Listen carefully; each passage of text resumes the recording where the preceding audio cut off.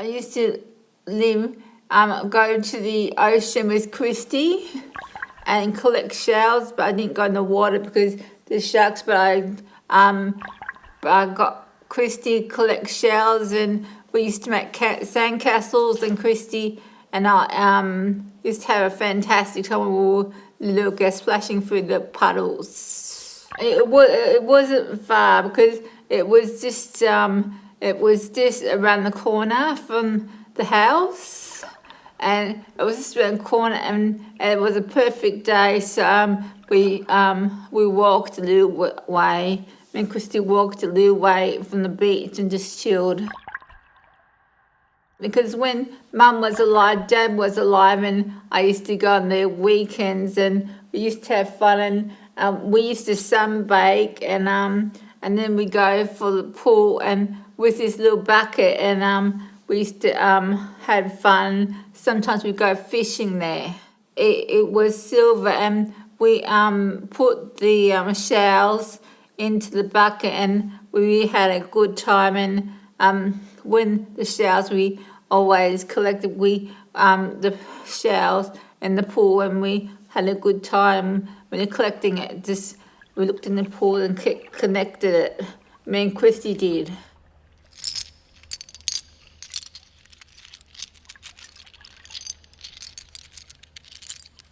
Swimming, and she's paddling. She's going in the wind. She's getting the fishing rod, and just she's digging in the sand and she's looking for octopus. Loving swimming and scrunching her face because the sun's a bit hot. She's wiping the sand because the sun's hot, and because she allows the water to burn herself, and it's a lovely day, and she's getting on with her clothes because it's been a fantastic day at the beach.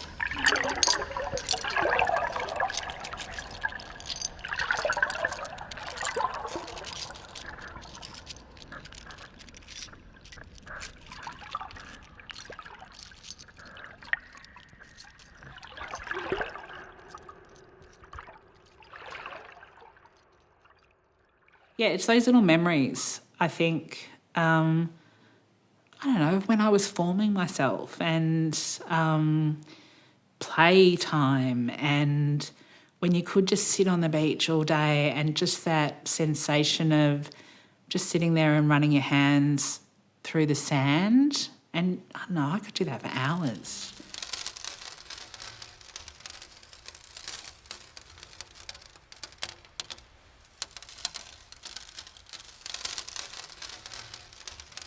I think for me, the beach and the ocean are really nostalgic, and I think sometimes I look back on my life in different colours, and that sort of young time is quite yellow.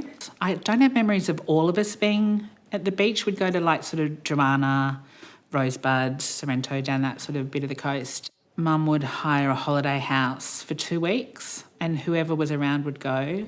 And just those days of sort of getting up early and Mum packing lunches for everyone and going down and spending that whole day on the beach till it got sort of dusk time.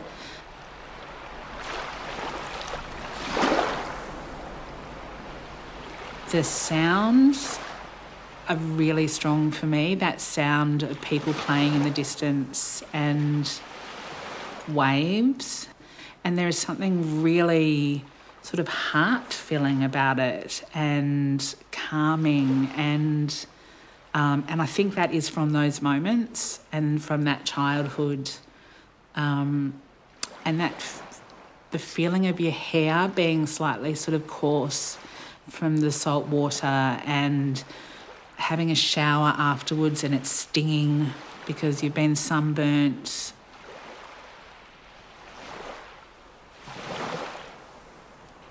There's a memory of being in the calm part of the ocean and the buoyancy of it, and being held and floating on the top and feeling the slight sort of to and fro and the sort of push and pull of the water, and the sun sort of being dappled at the same time as the hand sort of goes under the water. But that when your head is partially sort of under the water, so you're not really fully hearing what the world is around you, but you've sort of been taken into this place where you can almost hear your innerness and what's inside you, and it becomes like a pulse. And just that, I don't know, you're away, you're not there. There's something about being there because you can feel yourself in that time and space, but then not being there because your mind can go totally somewhere that's not there.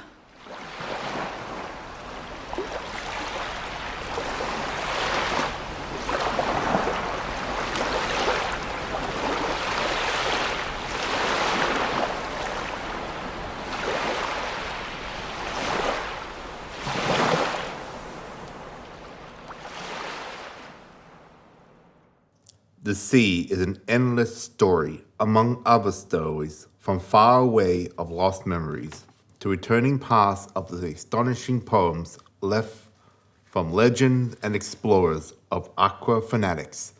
Floats and spread their stories to new curious ears, listening to the souls of the ocean, pellucid and clear, so the present can teach the stories to the future of curiosities.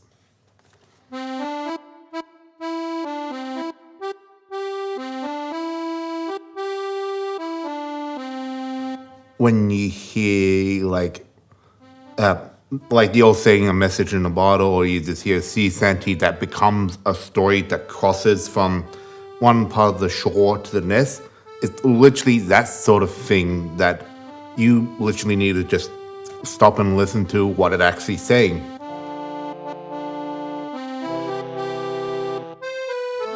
So this pretty much happened a while back, how I started to gain hydrophobia, which is the fear of not knowing what is underneath, like in the dark blank of the ocean, or just getting like engulfed and won't be able to like escape from this watery grave. It was the second day that we were starting to learn how to use both a kayak, a canoe, and an oar. We were taking like multiple laps on doing figure eights, and then a full-on lapping just around the main floating island. We get back towards the main pier area. We just step off of the canoe and the kayak, take off the life jacket, and as soon as I took off my life jacket, someone behind me thought it was like a good idea and would be a funny prank if they push me over. I felt like all of my breath literally just came out from one push all the way downwards until I hit the jagged rocks. My body was shaking pretty much non-stop, not because of like the coldness of the water, but it was the shock. And because of that, I adopted this phobia and this feel like if I go near something that is like a beach area or poolside, or anything deep, then I just feel like I am having like a PTSD sort of moment sort of thing, where I just feel like, no, I just don't want to do this and just wanted to just hide behind a bush or something. Yeah, that was only the first time I go onto a ship and the last time that I go onto a ship. Because believe me, trying to get me inside of there, it's like trying to make an elephant go on a trapeze tightrope.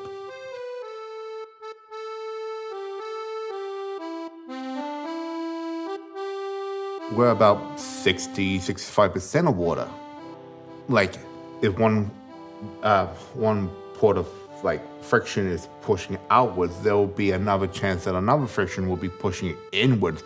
Like opposite sides of a magnet sort of thing.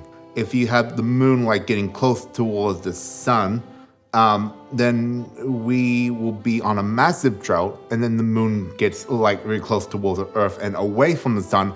That's when you have tsunamis. It's climate change 2.0.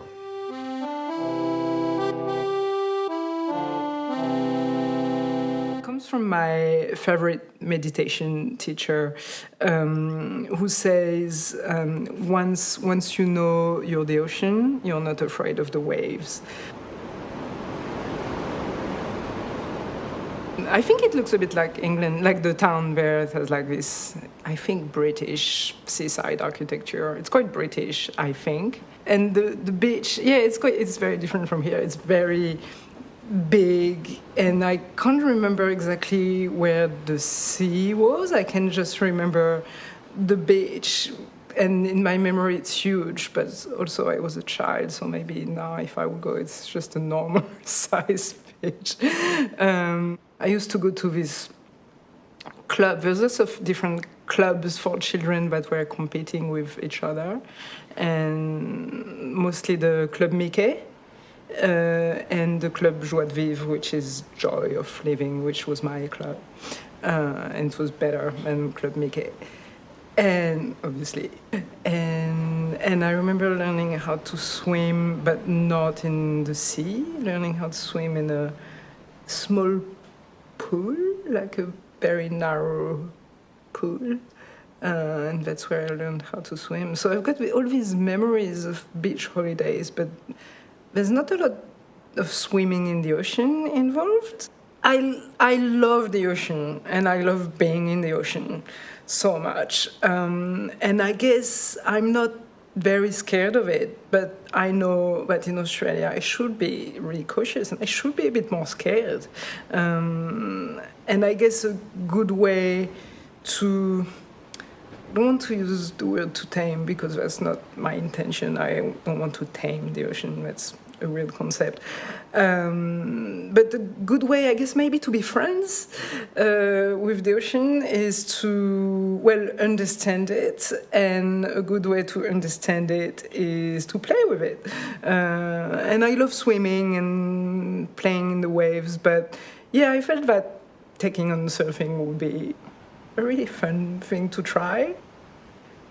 When I'm there with the ocean, I don't want to be separate. Yeah, well, I guess that's what, a lot of us feel when we're in nature. You understand that you're part of it, and that you're not this alien, like we belong together, humans, nature, animals. We're all one thing. So the ocean is the same, where, when we're in it, we're one with it.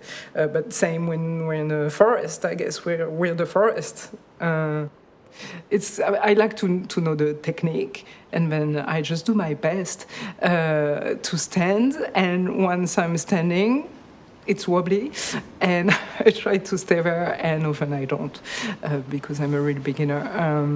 But I got a couple of times, I got the feeling, I got the sensation, and I thought, oh, this is what you're supposed to feel like, and this is what people get addicted to, is because it feels amazing when you actually catch a wave, and you're going quite fast on it. When really I was balanced, I was on the wave, I was on the right place at the right time, basically, and it's like this sensation of being one with everything else and everything making sense.